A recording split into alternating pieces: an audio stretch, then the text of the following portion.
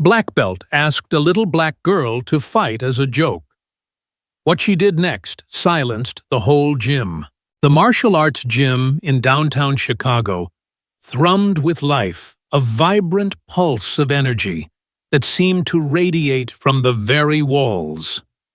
Tucked away in a converted warehouse on the edge of the loop, the gym was a haven for fighters of all stripes, local kids from the South Side, office workers from the loop, seeking discipline after long days, and seasoned martial artists chasing mastery. The air was heavy with the sharp tang of sweat, the rhythmic thud of fists slamming into heavy bags, and the occasional shout of exertion that cut through the steady hum of conversation. Faded posters of legendary fighters, Muhammad Ali, Bruce Lee, and local heroes from Chicago's boxing scene lined the brick walls, their images weathered but proud, watching over the chaos below. The floor was a patchwork of worn mats, scuffed from years of sparring, and the fluorescent lights overhead cast a harsh glow that illuminated every bead of sweat, every determined grimace. Today the gym was packed, the crowd spilling out from the main sparring area to the edges of the room where benches and water coolers stood as silent witnesses to the action.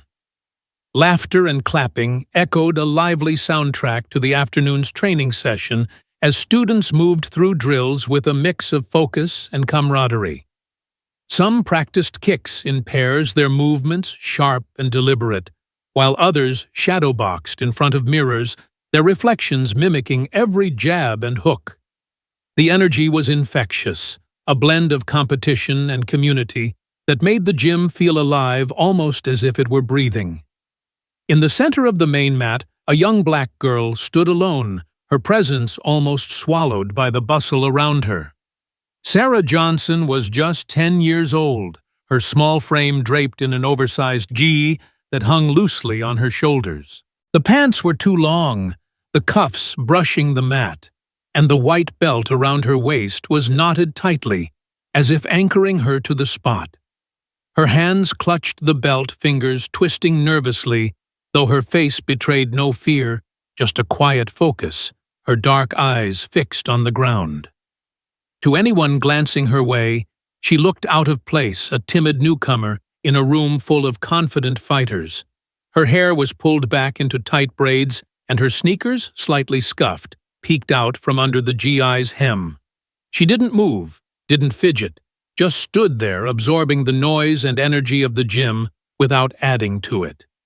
The other students barely noticed her at first, too caught up in their own drills or banter, but a few cast curious glances, wondering who this kid was and why she was standing so still in the middle of the chaos. At the heart of the gym's energy was Coach James Carter, a man in his early 40s whose presence demanded attention. Broad-shouldered and lean, James moved with the easy confidence of someone who'd spent decades on the mat. His black belt was tied snugly around his waist, the fabric worn, but meticulously cared for a badge of his skill and authority. His voice boomed over the crowd, cutting through the laughter and shouts like a blade. "All right, everyone," he called, his tone carrying a mix of authority and amusement that made heads turn. He stepped onto the mat, his sneakers squeaking faintly, and scanned the room with a grin that was equal parts charm and mischief. James was known for his larger-than-life personality, a coach who could inspire with a single word or lighten the mood with a well-timed joke. But he also had a habit of singling out new students, teasing them to toughen them up or get a laugh from the crowd. Today, his eyes landed on Sarah standing alone in her too big gi, and his grin widened. "Looks like we've got a new grandmaster in town," he announced, gesturing toward her with a theatrical flourish. A ripple of laughter spread through the gym students, pausing their drills to turn and watch. Some smirked, others chuckled, and a few exchanged knowing glances, sensing a show was about to begin. James paced the mat, his movements deliberate, his confidence filling the space. He was in his element, the center of attention, and he relished it. "Come on, princess," he said, his voice laced with mockery but not malice, the kind of tone that invited the crowd to join in the fun. "Why don't you show us how to throw a punch?"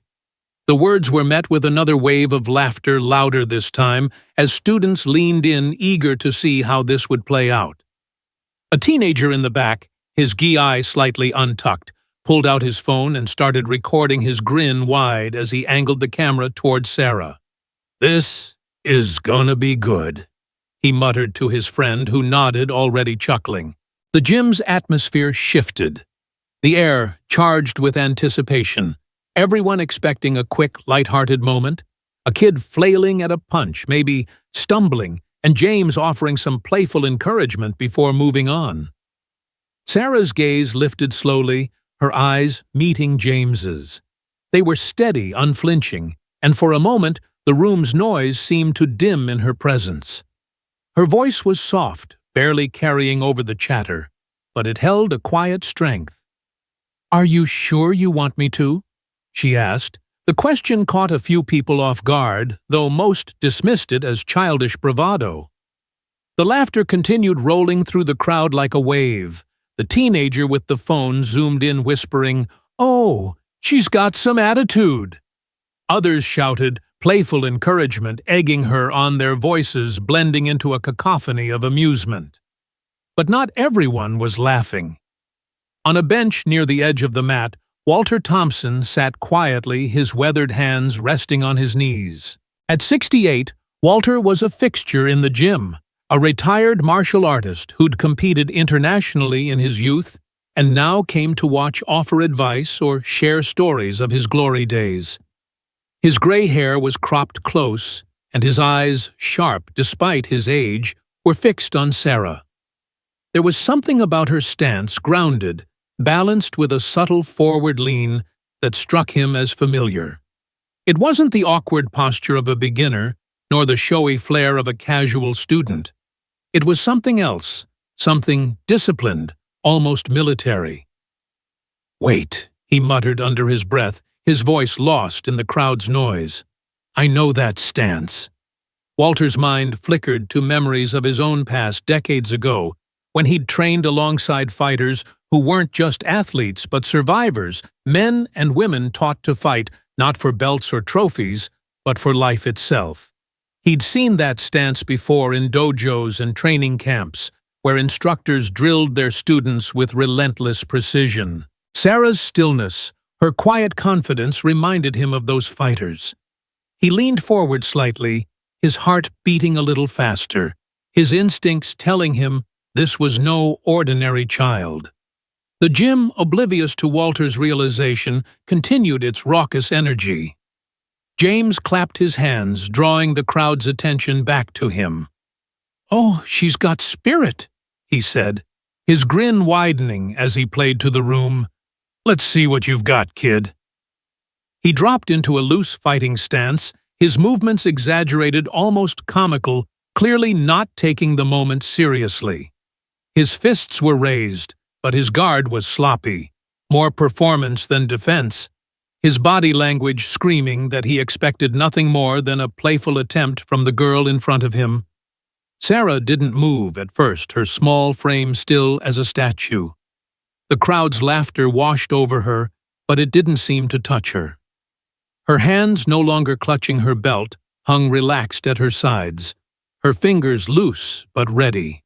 Her eyes stayed on James, not with defiance, but with a quiet assessment, as if she were measuring him, calculating.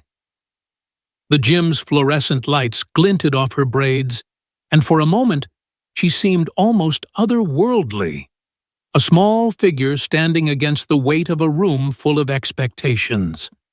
The students leaned in, phones raised, some still chuckling, others shouting encouragement, all waiting for the punchline they were sure was coming. James bounced on his toes, his grin never fading. "Come on, Cupcake," he said, his voice carrying that same mocking lilt. "Try to hit me." The words hung in the air, the crowd holding its breath, expecting a quick, amusing display. But Walter, his eyes still locked on Sarah, felt a prickle of anticipation. He knew something the others didn't. This wasn't going to go the way they thought. Sarah's lips parted slightly, her breath slow and controlled, and in that moment, the gym seemed to hold its breath, with her, waiting for what came next. The noise of the Chicago gym faded in Sarah Johnson's ears, the laughter and chatter dissolving into a distant hum as her mind anchored itself in the present. Her small frame stood steady on the mat, her oversized GI pants brushing the floor, but beneath her calm exterior lay a foundation built on years of relentless training. Sarah's journey as a fighter began not in a dojo or a gym, but in the modest backyard of her family's home on Chicago's South Side, a patch of grass surrounded by a rusty chain-link fence. It was there, under the unyielding guidance of her father, Michael Johnson, a former Marine, that Sarah transformed from a quiet child into a disciplined warrior. Michael had served multiple tours overseas where survival demanded more than strength. It required precision strategy and an unshakable mind. When he returned home, he brought those lessons with him, determined to pass them on to his only daughter. "You don't talk, you move," he'd tell her, his voice a low growl tempered with pride. "Let your silence be your power." Those words became Sarah's mantra, etched into her being as deeply as the techniques she practiced day after day. Their training sessions began when Sarah was just 6 years old. Her small hands barely able to grip the makeshift targets, her father set up old tires hung from a tree, wooden boards propped against the fence, even a battered punching bag salvaged from a thrift store. Michael's approach was military in its intensity, rooted in the combat systems he'd learned in the field. He started with Krav Maga, the Israeli self-defense system designed for real-world survival. Sarah learned to strike with ruthless efficiency, targeting pressure points, knees, throat, eyes, with a precision that belied her age. Her father would stand over her, arms crossed, his face stern, but his eyes gleaming with approval as she executed a palm strike or a low kick. Again, he'd say, even when her muscles trembled from exhaustion, "Warriors don't quit." By 7, she could disarm a mock attacker, her small body twisting and leveraging an opponent's weight against them. Neighbors sometimes peeked over the fence, their eyebrows raised at the sight of a tiny girl flipping grown men during family barbecues, but Michael paid them no mind. Focus, he'd snap, and Sarah's eyes would snap back to the task, her world narrowing to the rhythm of her breath and the movement of her body. Jiu-jitsu came next, a discipline that suited Sarah's slight frame.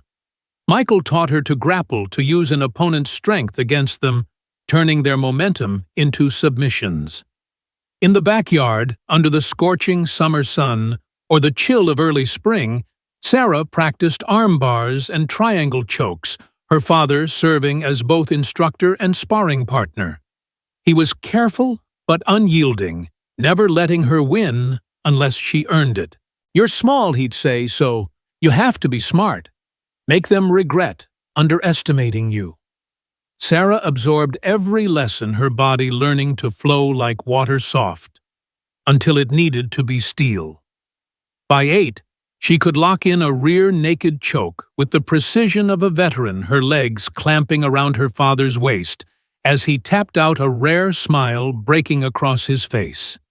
Muay Thai rounded out her training, turning her elbows and knees into weapons. Michael drilled her on clinch work, showing her how to control an opponent's posture while delivering devastating strikes. The backyard became a battlefield, the grass worn thin from their endless hours of practice, the fence rattling with every missed kick or thrown punch. Sarah's focus was extraordinary even as a child. While other kids her age played games or watched cartoons, she studied her father's movements, mimicking his stance, his footwork, his calm under pressure. Michael's military background shaped every aspect of her training, instilling a discipline that went beyond the physical. He taught her to control her emotions, to stay calm in the face of chaos, to see every fight as a puzzle to be solved. "They'll laugh, they'll doubt you," he told her one evening, the two of them sitting on the porch after a long session, sweat still drying on their skin. "Let them. Your job isn't to prove them wrong, it's to be ready when it matters." Sarah nodded, her small face serious, her braids swaying as she leaned against the railing. Those moments, rare and quiet, were when she felt closest to her father, their bond forged not just in love, but in the shared language of combat. Back in the gym, Walter Thompson's suspicion deepened as he watched Sarah. The retired martial artist, his weathered hands gripping the edge of the bench, recognized the hallmarks of her training.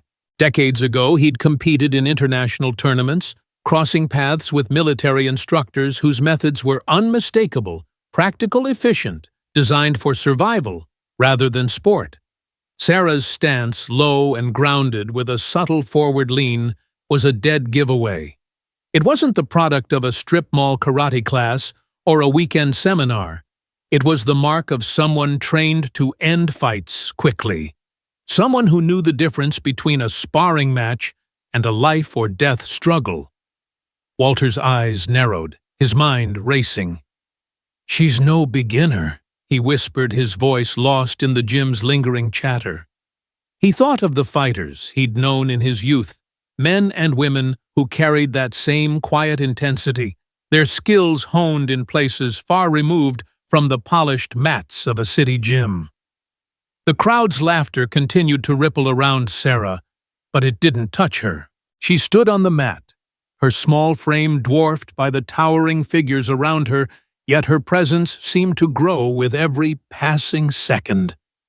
Her father's voice echoed in her mind, steady and clear. "They'll underestimate you. Let them. Then show them."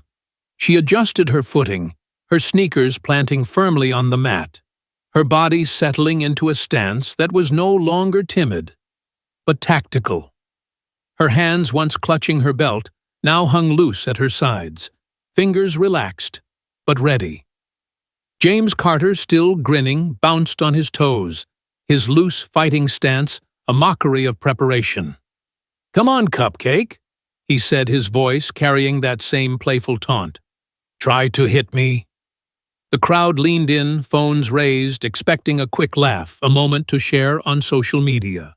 But Sarah's eyes locked onto James, her gaze sharp and unyielding. She exhaled slowly, her breath a quiet rhythm, and in that moment, the gym's noise seemed to fade entirely, the world narrowing to the space between her and the man who'd underestimated her. The Chicago gym pulsed with anticipation, the air thick with the scent of sweat and the lingering echo of laughter. The crowd of students, their GIs stained with the effort of the day's drills, formed a loose circle around the main mat, their eyes fixed on the scene unfolding before them. Coach James Carter, his black belt tied snugly around his waist, stood in the center, his broad shoulders relaxed, his grin wide and playful. He bounced on his toes, his fighting stance loose, and exaggerated more performance than preparation. "Let's go, kid," he called, his voice ringing with mock encouragement as he gestured towards Sarah Johnson, the 10-year-old black girl standing opposite him. Her oversized gi hung loosely on her small frame, the cuffs of her pants brushing the mat, her white belt knotted tightly. To the crowd, she was an easy target for James's theatrics, a timid newcomer out of place among the seasoned fighters. The gym buzzed with chuckles, students nudging each other, some already pulling out their phones to capture what they assumed would be a quick, humorous moment. "Show me that killer punch, Princess James," added, his tone dripping with amusement, his fists raised in a half-hearted guard that invited laughter rather than respect. Sarah stood still, her dark eyes locked on James, her expression unreadable. The crowd's laughter washed over her, but it didn't seem to reach her. Her small hands no longer clutching her belt, hung relaxed at her sides, her fingers loose but poised. The fluorescent lights overhead cast sharp shadows across the mat, highlighting the contrast between her slight figure and the towering presence of James. The teenager filming in the back zoomed in, whispering to his friend, "This is gonna go viral." Others shouted playful encouragement, their voices blending into a chorus of amusement, certain that Sarah would flail, maybe throw a clumsy punch, and James would pat her on the head before moving on. But Walter Thompson, the retired martial artist sitting on a bench near the mat, saw something different. His weathered hands tightened on his knees, his sharp eyes narrowing as he studied Sarah's stance, low, grounded, with a subtle forward lean that spoke of discipline far beyond her years. "She's not playing," he muttered to himself, his voice drowned out by the crowd's chatter. He leaned forward, his heart quickening, sensing that the gym was about to witness something extraordinary. James, oblivious to Walter's scrutiny, kept up his performance. "Come on, Cupcake, let's see it," he said, his grin widening as he shuffled his feet, his body language screaming that he expected nothing more than a child's awkward attempt. He raised his fists higher, but his guard was sloppy. His elbows flared out his stance more for show than function. The crowd leaned in, their laughter-building phones angled to catch every moment. Sarah's gaze didn't waver. Her voice when she spoke was barely audible over the gym's noise, but it carried a quiet confidence that cut through the mockery. "You asked for it," she said, her words simple, almost polite, yet laced with an edge that only Walter seemed to catch. The crowd didn't notice the shift in her posture, the way her shoulders squared, her weight settling onto the balls of her feet. Her braids swayed slightly as she tilted her head, her eyes scanning James with the precision of a predator, sizing up its prey. The gym's energy, so loud and chaotic moments ago, seemed to pause, as if the room itself were holding its breath. Then she moved. Sarah's speed was blinding, a blur of motion that caught everyone off guard, including James. She dropped low, her right leg sweeping out in a precise arc, the sole of her sneaker connecting with James's ankle. The sweep kick was textbook executed with a force that belied her small size, and it threw James off balance. His arms flailed, his confident grin faltering as he stumbled forward, his feet scrambling to find purchase on the mat. The crowd gasped, the laughter dying, instantly replaced by a stunned silence. Sarah didn't hesitate. She fainted left, her body swaying just enough to draw James's attention, his hands instinctively moving to block an attack that never came. In that split second, she struck a clean, controlled palm strike to his sternum, her small hand landing with a sharp thud that echoed in the now quiet gym. James let out a sharp "oof," his breath knocked out of him, his eyes widening in shock as he staggered back, clutching his chest. The gym was frozen, the students' faces a mix of disbelief and awe. The teenager with the phone fumbled, nearly dropping it, his jaw slack as he tried to keep recording. Sarah pressed her advantage, her movements fluid and relentless. Before James could recover, she slipped behind him, her small frame moving with the grace and precision of a seasoned fighter. In one seamless motion, she jumped onto his back, her arms locking around his neck in a rear naked choke. Her legs wrapped around his waist, anchoring her in place like a vice.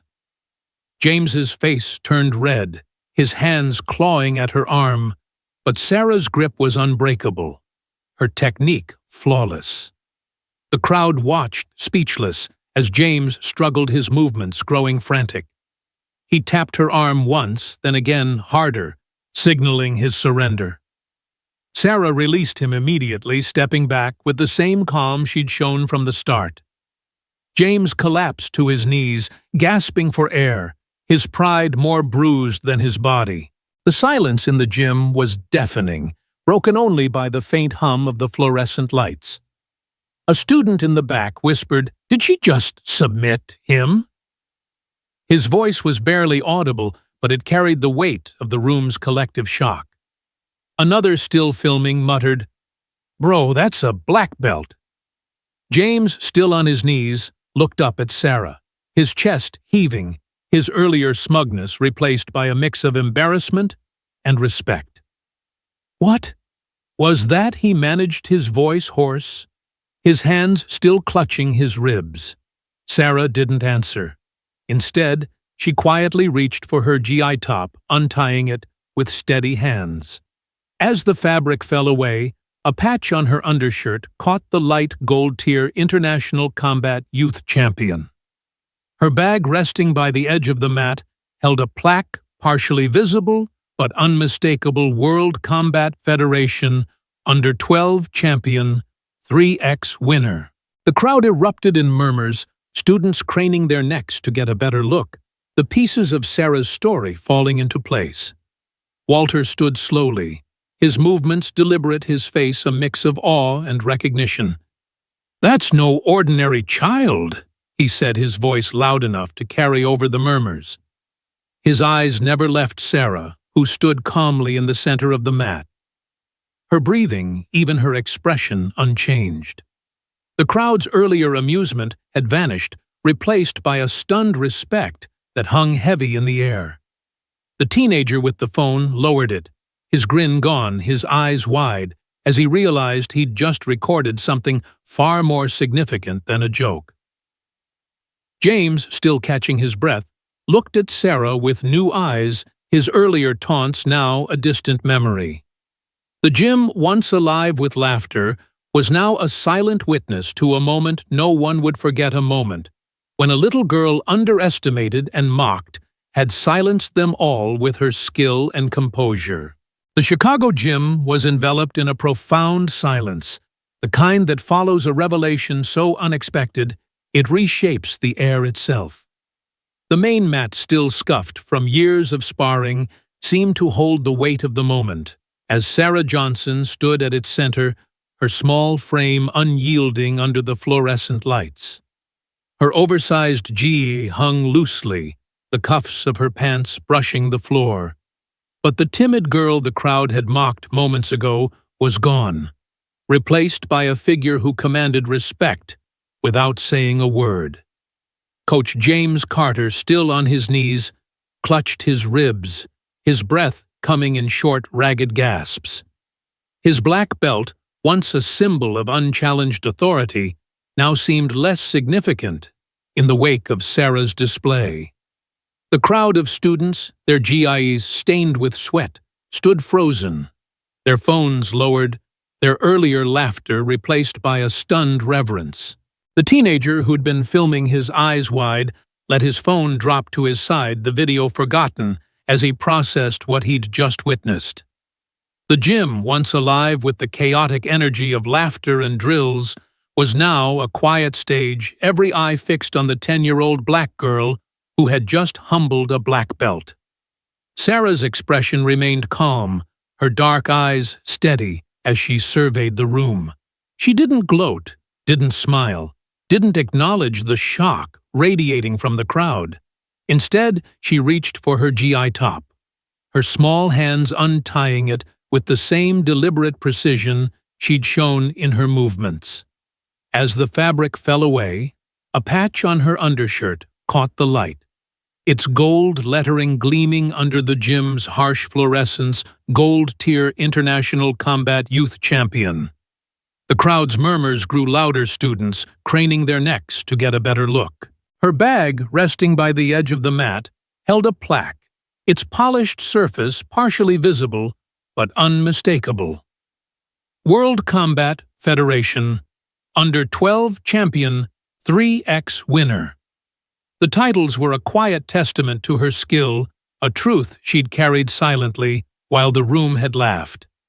James, still catching his breath, followed her gaze to the plaque, his face paling as the reality sank in. "Why didn't you say anything?" he asked, his voice quieter now, stripped of its earlier bravado, tinged with a mix of embarrassment and genuine curiosity. Sarah met his eyes, her response soft but piercing, each word landing with the weight of her actions. "You didn't ask." The simplicity of her answer cut through the tension, a final blow not to James's body, but to his ego. The crowd shifted, some looking away, others nodding as if recognizing their own role in the moment's misjudgment. Sarah's words echoed her father's teachings, the lessons drilled into her during those grueling backyard sessions on Chicago's South Side. "Let your silence be your power," he'd told her, and she had embodied that principle, letting her skills speak louder than any boast could. The gym's silence stretched, broken only by the faint hum of the lights and the occasional shuffle of feet, as students processed the shift in their perception of the girl they'd underestimated. Walter Thompson, the retired martial artist, rose slowly from his bench, his weathered hands steadying himself as he stepped toward the mat. At 68, his body carried the scars of a lifetime in martial arts, but his eyes were sharp, filled with a quiet reverence as he approached Sarah. "Your form," he said, his voice soft but clear, carrying over the murmurs. "It's military. Israeli discipline, correct?" Sarah turned to him, her expression softening, for the first time a flicker of recognition passing between them. She nodded, her braids swaying slightly. "My father trained me," she said simply, her voice steady but warm, a rare glimpse into the bond that had shaped her. Walter's face broke into a gentle smile, his eyes crinkling at the corners. He raised a warrior. He said the words carrying a weight that resonated with everyone nearby. It was more than a compliment. It was an acknowledgement of the discipline, the heart, and the relentless dedication that had brought Sarah to this moment. The students, still reeling, began to clap, the sound hesitant at first, like raindrops before a storm. Then it swelled, growing into a full standing ovation that filled the gym with a new kind of energy, one of respect, not ridicule. The teenager who'd been filming raised his hands, joining the applause, his earlier grin replaced by a look of awe. Others followed their claps, echoing off the brick walls, a collective recognition of Sarah's skill and the lesson she'd imparted without intending to. Even James, his face still flushed, pushed himself to his feet, his hands resting on his knees for a moment before he straightened. He met Sarah's gaze, his earlier smugness gone, replaced by a quiet humility. "You've humbled me," he said, his voice steady now, carrying a sincerity that silenced the remaining murmurs. "And you've taught this entire room something more important than fighting." He offered a deep bow, his black belt swaying as he lowered his head, a gesture of respect that spoke louder than words. Sarah gave a small nod, her work done. She gathered her bag, the plaque glinting as she slung it over her shoulder, and walked toward the gym's exit. Her sneakers made soft thuds on the mat, the sound almost lost in the ongoing applause. Before stepping out, she glanced back, her eyes sweeping over the crowd. Students, coaches, even Walter, all watching her with a newfound respect. To herself, she murmured, "I didn't come to impress. I came to train." The words were quiet, meant only for her, a reaffirmation of her purpose rooted in the lessons her father had instilled. The door closed behind her with a soft click, but the impact of her presence lingered, a ripple that would change the gym's culture long after she was gone. The lesson of that day was more than a display of skill. It was a mirror held up to everyone in the room, exposing the flaws in their assumptions. Sarah's quiet strength had dismantled the crowd's snap judgments, showing that true power lies not in boasting or bravado, but in discipline, humility, and action. She hadn't needed to announce her titles or flaunt her skill. She'd let her movements speak, proving her worth in a way that no words could. For the students, it was a call to reflection, to look beyond appearances, to question their biases, to respect the unseen struggles and strengths of those around them. For James, it was a humbling reminder that even a black belt can learn from a child, that mastery is a journey, not a destination. And for anyone hearing this story, it's a challenge to approach every person with an open mind, to recognize that strength often hides in silence, and to strive for humility in the face of the unknown. Sarah's moment in the gym wasn't just a victory on the mat. It was a lesson in life, a call to be better, to listen, and to respect the quiet warriors among us.